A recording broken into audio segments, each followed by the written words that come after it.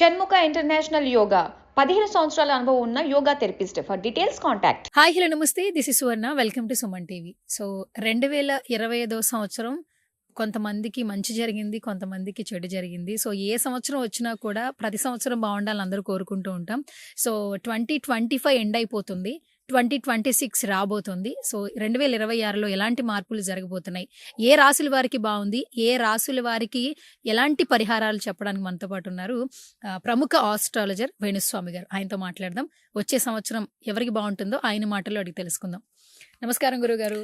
నమస్తే తల్లి. ఓం నమో వెంకటేశాయ. వెంకటాద్రి సంస్థానం బ్రహ్మాండే నాసికించిన వెంకటేశ సముదేవో న భూతో న భవిష్యతి. ఓకే, ముందుగానే మీకు నూతన సంవత్సర శుభాకాంక్షలు. నీకు కూడా నూతన ఆంగ్ల సంవత్సరాది 2026 శుభాకాంక్షలు, అలాగే శ్రీ పరాభవనామ సంవత్సర శుభాకాంక్షలు. ఓకే, అంటే ఈ సంవత్సరం పేరు రాబోయే సంవత్సరం పేరు పరాభవనామ సంవత్సరము. అంటే చాలా మంది విమర్శించే వాళ్ళు మరి పరాభవనామ సంవత్సరాన్ని కూడా మరి పాజిటివ్గా చెప్పండి గురువు గారు, మీరు వెల్నెస్ కోచ్ లాగా చాలా గొప్పగా చెప్పండి గురువు గారు, చెడు చెప్పకండి గురువు గారు అంటారేమో. పరాభవము అంటే దుర్యోధనుడికి మయసభలో జరిగినది ఏమిటి? పరాభవము. పరాభవము పరాభవము అంటే అవమానముతో కూడిన ఓటమి అని శాస్త్రం చెబుతోంది. వేణుస్వామి చెప్పట్లేదు. వేణుస్వామి శాస్త్రం ఏం చెప్తే చెప్తాడు. సో ఈ సంవత్సరం పేరే పరాభవనామ సంవత్సరము. సో దాన్ని బట్టి ఐమాక్స్ తెర మీద ఊహించుకోండి. ఐమాక్స్ తెర మీద. ఓకే, అది. సో 2025 సంవత్సరం కొన్ని బాగానే ఉన్నాయి, బట్ కొన్ని సంఘటనలు అందరినీ కలిచివేశాయి. సో 2025 నేను నీకు ఇంటర్వ్యూ ఇచ్చిన. ఒకవేళ ఆ ఇంటర్వ్యూ కనుక చూస్తే నేను చాలా విషయాలు చెప్పిన. విమాన ప్రమాదాలని చెప్పిన, జరిగింది. ట్రైన్ ప్రమాదాలు చెప్పిన, వాహన ప్రమాదాలు చెప్పిన, బస్సు ప్రమాదాలు జరిగినాయి. అలాగే స్త్రీలలో క్రిమినాలిటీ పెరుగుతుంది అని చెప్పిన, జరిగింది. డ్రమ్ముల్లో మగవాళ్ళని చంపిర్రు, సిమెంట్తో మగవాళ్ళని చంపిర్రు, జరిగింది.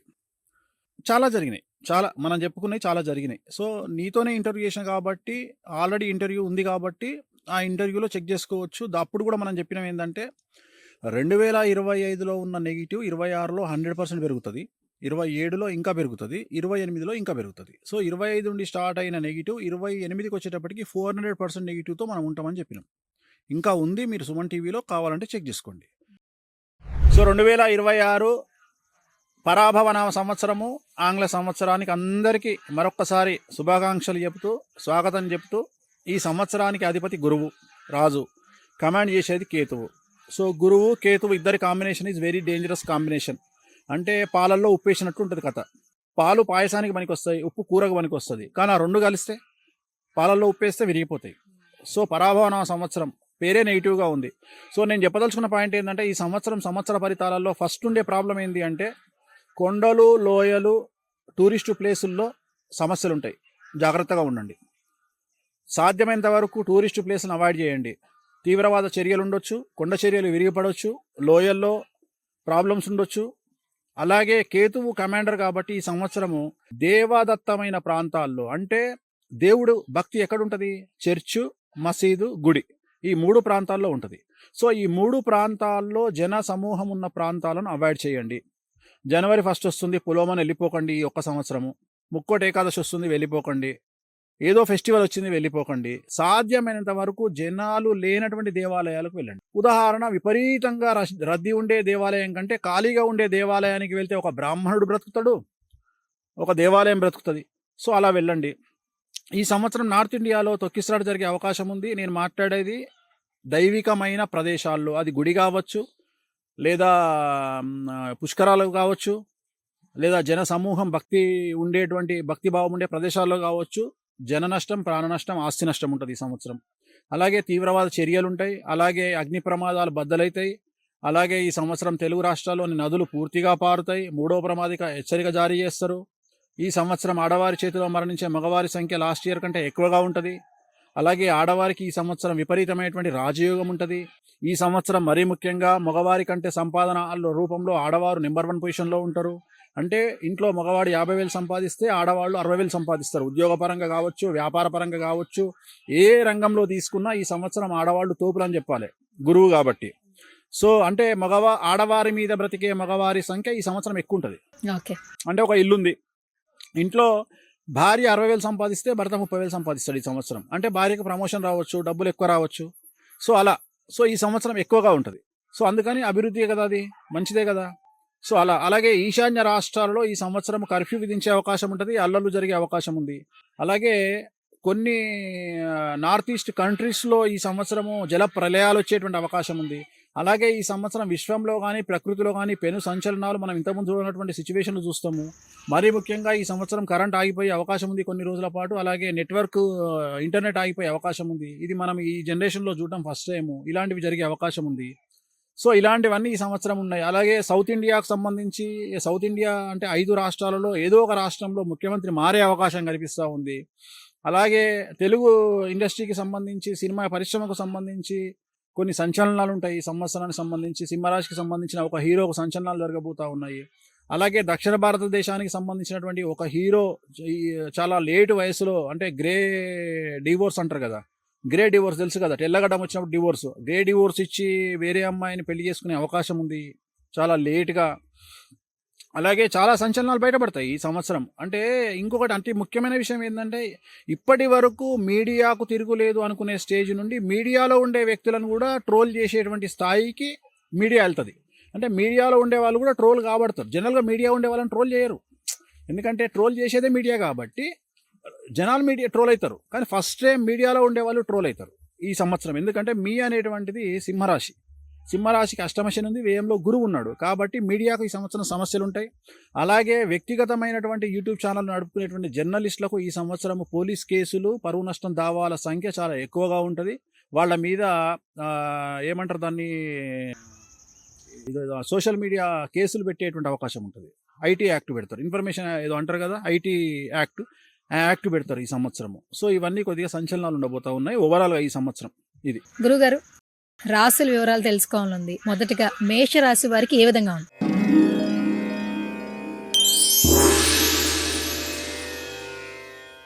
ముందుగా మేషరాశి, ఇంగ్లీష్లో ఎరీస్ అంటాం దీన్ని మనము. అశ్విని 1, 2, 3, 4 పాదములు, భరణి 1, 2, 3, 4 పాదములు, కృత్తిక 1వ పాదము, ఆదాయం 11, వ్యయం 5, రాజపూజ్యం 2, అవమానం 4. ఈ సంవత్సరం మేషరాశి వారికి ఏలినాటి శని నడుస్తుందమ్మా. ఇప్పుడే ప్రారంభమైంది, ప్రథమ పాదంలో ఉంది. ఎవరైతే 25 సంవత్సరాలు కంప్లీట్ చేసుకుంటారో వాళ్లకు ఈ సంవత్సరం సమస్యలు ఉంటాయి, ఆడ మగ ఎవరైనా సరే. విద్యార్థులకు ఫెయిల్యూర్స్ ఉంటాయి, సబ్జెక్టులు మిగిలిపోతాయి. ఉద్యోగస్తులకు మరియు ఏమంటారు వ్యాపారస్తులకు, కాంట్రాక్టర్లకు చాలా సమస్యలు ఉండే అవకాశం ఉంది. కేసులు ఉంటాయి, న్యాయపరమైన ఇబ్బందులు ఉంటాయి, వాహన ప్రమాదాలు ఉంటాయి. అలాగే ఈ సంవత్సరము ఉద్యోగస్తులకు, ప్రభుత్వ బ్యూరోక్రాట్స్కు ఈ సంవత్సరము ఇన్కమ్ ట్యాక్స్ సమస్యలు కానీ, ఏసీబీ, సిఐడి, సిబిఐ కేసులు కానీ, పెద్ద పెద్ద కాంట్రాక్టర్లకు ఈడీ సమస్యలు కానీ, ఆడవారికి భార్యాభర్తల మధ్యన గొడవలు కానీ, ఈ సంవత్సరం చాలా సమస్యలు ఉంటా ఉన్నాయి. సో మేషరాశి వారికి ఏలినాటి శని ప్రభావం చాలా తీవ్రంగా ఉంది. అలాగే గురువు 4వ ఇంట్లో, 6వ ఇంట్లో కూడా ఈ సంవత్సరము అతిచారం వల్ల ప్రవేశిస్తున్నాడు కాబట్టి చాలా చాలా సమస్యలు ఉండబోతూ ఉన్నాయి. అన్ని రంగాల వారికి ఈ సంవత్సరం సమస్యలు ఉంటాయమ్మా, జాగ్రత్తగా ఉండాల్సిన పరిస్థితి కనిపిస్తూ ఉంది. ఈ సంవత్సరము నలుపు రంగు దుస్తులకు, నలుపు రంగు వాహనాలకు దూరంగా ఉండాలి.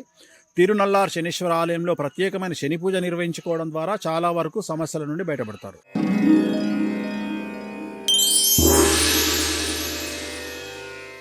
వృషభ రాశి వారికి ఏ విధంగా ఉండబోతుంది? సో ఈ సంవత్సరం వృషభ రాశి, టారస్ అంటారు ఇంగ్లీష్లో, కృత్తిక 2, 3, 4 పాదములు, రోహిణి 1, 2, 3, 4 పాదములు, మృగశిర 1, 2 పాదములు, ఆదాయం 5, వ్యయం 14, రాజపూజ్యం 5, అవమానం 4. సో ఈ సంవత్సరము 50-50%గా ఉంటుంది. చెడు మంచిల కలయిక ఈ సంవత్సరం వృషభ రాశి వారికి చాలా, అటు ఒక నెల బాగుంటుంది, ఒక నెల నెగిటివ్గా ఉంటుంది. డబ్బులు వస్తాయి, డబ్బులు పోతాయి. కాబట్టి పెద్ద భయపడాల్సింది ఏమీ లేదు. ఈ సంవత్సరం అనుకూలంగానే ఉంది ఓవరాల్గా తీసుకుంటే. సో విద్యార్థులకు, ఉద్యోగస్తులకు, వ్యాపారస్తులకు, స్త్రీలకు, కళాకారులకు, క్రీడాకారులకు, రాజకీయ నాయకులకు అనుకూలంగా ఉంటుంది. కాకపోతే వచ్చే డబ్బుల కంటే పోయే డబ్బులు ఎక్కువగా ఉంటాయి, అదొకటే ప్రాబ్లం కనిపిస్తూ ఉంది. వీళ్లకు గురువు నీచంలో ఉన్నాడు కాబట్టి శ్రీకాళహస్తిలో గురు దక్షిణామూర్తి వద్ద గురుహోరలో గురువారం నాడు ప్రత్యేకమైన అర్చన చేయించుకుంటే ప్రాబ్లమ్స్ నుండి గట్టెక్కుతారు. సింపుల్, అంతకంటే ఎక్కువేం లేదు. ఓకే.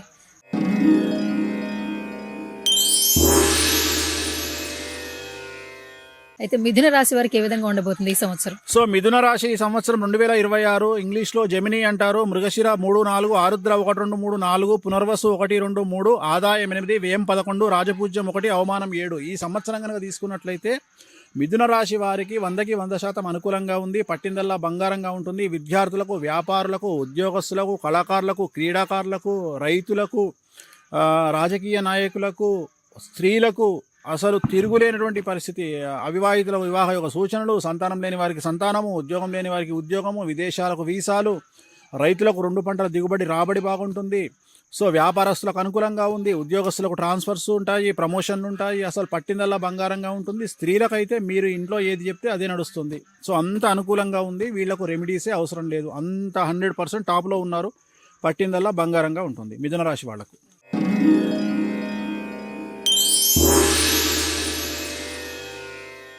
తదుపరి కర్కాటక రాశి వారికి ఈ సంవత్సరం ఏ విధంగా ఉండబోతోంది? సో నెక్స్ట్ కర్కాటక రాశి, ఇంగ్లీష్లో క్యాన్సర్ అంటారు. పునర్వసు 4, పుష్యమి 1, 2, 3, 4, ఆశ్లేష 1, 2, 3, 4, ఆదాయం 2, వ్యయం 11, రాజపూజ్యం 4, అవమానం 7. సో కర్కాటక రాశి వారికి ఈ సంవత్సరము విద్యార్థులకు, ఉద్యోగస్తులకు, వ్యాపారస్తులకు, స్త్రీలకు, రాజకీయ నాయకులకు, కళాకారులకు, క్రీడాకారులకు చాలా చాలా చాలా చాలా అనుకూలంగా ఉండబోతా ఉంది. ఈ సంవత్సరం మే 20వ తేదీ వరకు గురువు వ్యయంలో ఉన్నాడు కాబట్టి తడిగా ఉన్నటువంటి ప్రదేశాల్లో నడవడం, జాగ్రత్తగా నడవండి. కాళ్ళు చేతులు విరిగే అవకాశం ఉంది. అలాగే చెవి, ముక్కు, గొంతు, పన్నుకు సంబంధించిన సమస్యలు బాధించే అవకాశం ఉంది. ఇది ఒక్కటి తప్ప మిగిలిన అన్ని అనుకూలంగా ఉంది. ఈ సంవత్సరం గురువు వ్యయంలో ఉన్నాడు కాబట్టి గురువారం నాడు ఎల్లో కలర్ దుస్తులు ధరించండి. అలాగే శ్రీకాళహస్తిలో గురు దక్షిణామూర్తి వద్ద ప్రత్యేకమైన అర్చన చేయించుకోండి, సమస్యల నుండి బయటపడతారు.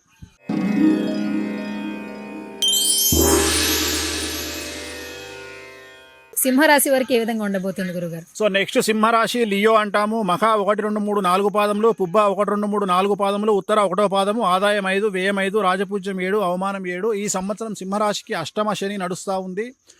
గురువు వ్యయంలోకి వస్తూ ఉన్నాడు, జాగ్రత్తగా ఉండండి, చాలా సమస్యలు ఉంటాయి. రాహు, కేతువు, గురువు, శని 4 గ్రహాలు నెగిటివ్గా ఉన్నాయి, చాలా జాగ్రత్తగా ఉండండి. పెను సంచలనాలు ఉండబోతూ ఉన్నాయి. ఇంట్లో తల్లికి సంబంధించిన ఆరోగ్యపరమైన ఇబ్బందులు ఉండేటువంటి అవకాశం ఉంది. తల్లి మూలక సూతాన్ని పట్టుకోవాల్సిన పరిస్థితి వస్తుంది. సంచలనాలు నమోదయ్యే అవకాశం ఉంది. ముఖ్యంగా వాహన ప్రమాదాలు, ఆర్థికపరమైన ఇబ్బందులు, కుటుంబ సమస్యలు ఉంటాయి. తిరునల్లార్ శనీశ్వర ఆలయంలో ప్రత్యేకమైన శని పూజ నిర్వహించుకోవడం ద్వారా, నలుపు రంగు దుస్తులకు, వాహనాలకు దూరంగా ఉండడం ద్వారా సమస్యల నుండి బయటపడతారు.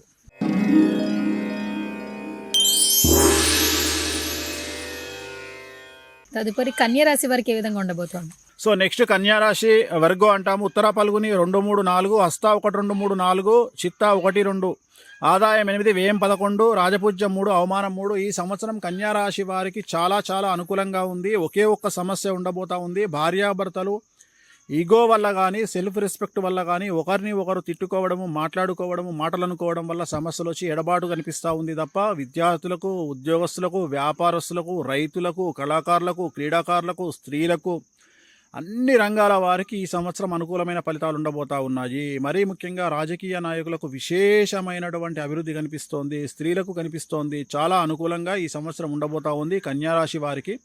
కన్యారాశి వారు ఈ సంవత్సరం సోమవారం నాడు, కానీ మీకు కలిసి వచ్చిన సోమవారం ఏదైనా సరే రుద్రాభిషేకం నిర్వహించండి, శివాలయంలో సమస్యల నుండి బయటపడతారు.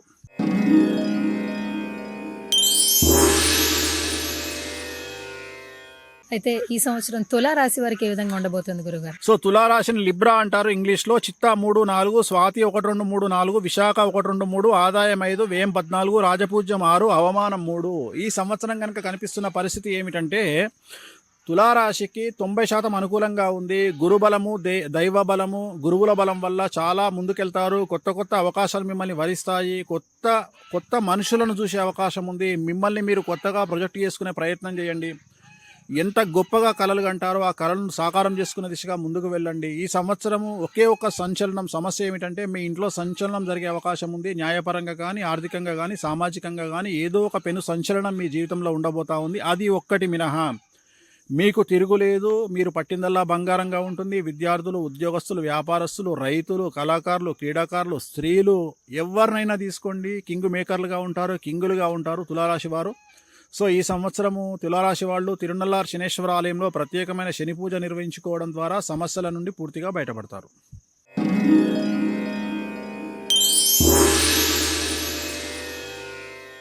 అయితే ఈ సంవత్సరం వృశ్చిక రాశి వారికి ఏ విధంగా ఉంటుంది? సో నెక్స్ట్ వృశ్చిక రాశి, స్కార్పియో అంటాం. విశాఖ 4, అనురాధ 1, 2, 3, 4 పాదాలు, జ్యేష్ఠ 1, 2, 3, 4 పాదాలు, ఆదాయం 11, వ్యయం 5, రాజపూజ్యం 2, అవమానం 4. ఈ సంవత్సరం 100కి 100% అనుకూలంగా ఉన్నటువంటి రాశి వృశ్చిక రాశి.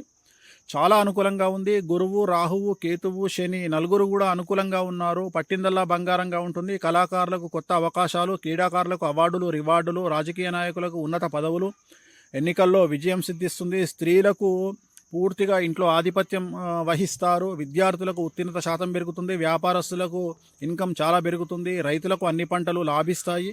ఏ రంగం వారిని తీసుకున్నా ఈ సంవత్సరం అనుకూలంగా ఉంది. వీరికి ఎటువంటి రెమెడీస్ అవసరం లేదు.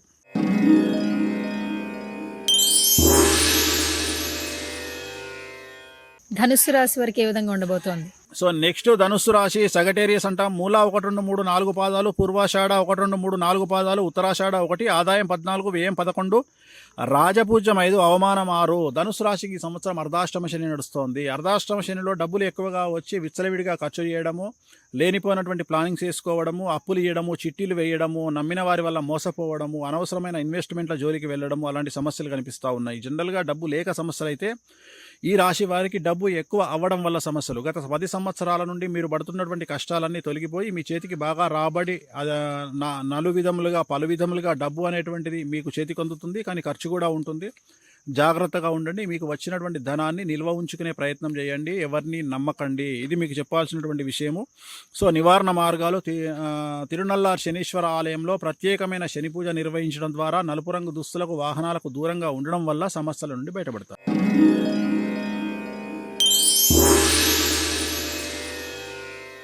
అయితే మకర రాశి వారికి ఏ విధంగా ఉంటుంది ఈ సంవత్సరం?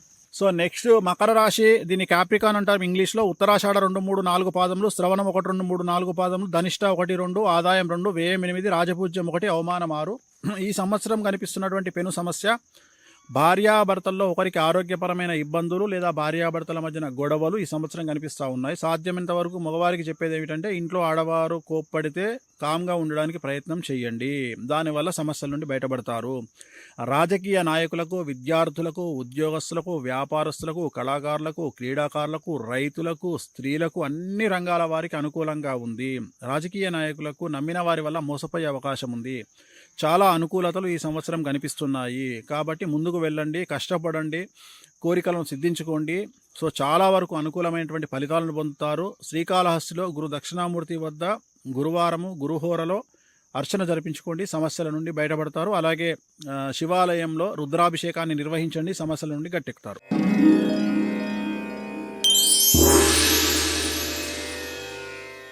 అయితే ఈ సంవత్సరం కుంభరాశి వారికి ఏ విధంగా ఉంటుంది? సో నెక్స్ట్ కుంభరాశి అక్వేరియస్ అంటాం. ధనిష్ట 3, 4, శతభిషం 1, 2, 3, 4, పూర్వభాద్ర 1, 2, 3, ఆదాయం 2, వ్యయం 8, రాజపూజ్యం 4, అవమానం 2. కుంభరాశి వారికి ఏలినాటి శని చివరి దశలో ఉంది. కుటుంబ పరంగా తీసుకుంటే విద్యార్థులు, ఉద్యోగస్తులు, వ్యాపారస్తులు, కళాకారులు, క్రీడాకారులు, ప్రభుత్వ ఉద్యోగస్తులు, కాంట్రాక్టర్లు, రైతులు, స్త్రీలు, ఎవరిని తీసుకున్న సమస్యలు ఉంటాయి. ముఖ్యంగా వాహన ప్రమాదాలు, చోర భయము, అగ్ని ప్రమాదాలు, మానసికమైన ఇబ్బందులు చాలా తీవ్రంగా ఉండే అవకాశం ఉంది. పెను సంచలనాలు జరిగే అవకాశం ఉంది. జాగ్రత్తగా ఉండండి. నలుపు రంగు వాహనాలకు దూరంగా ఉండండి. రాత్రిపూట ప్రయాణాలు చేయడం నిషేధము. సాధ్యమైనంత వరకు మాస్ ట్రావెల్స్ వాడండి. బస్సు, ట్రైను, ఫ్లైట్ వాడండి. ఇండివిజువల్ వెహికల్ను అవాయిడ్ చేయండి. తిరునల్లార్ శనీశ్వరాలయంలో ప్రత్యేకమైన శని పూజ నిర్వహించుకోండి, సమస్యల నుండి బయటపడతారు.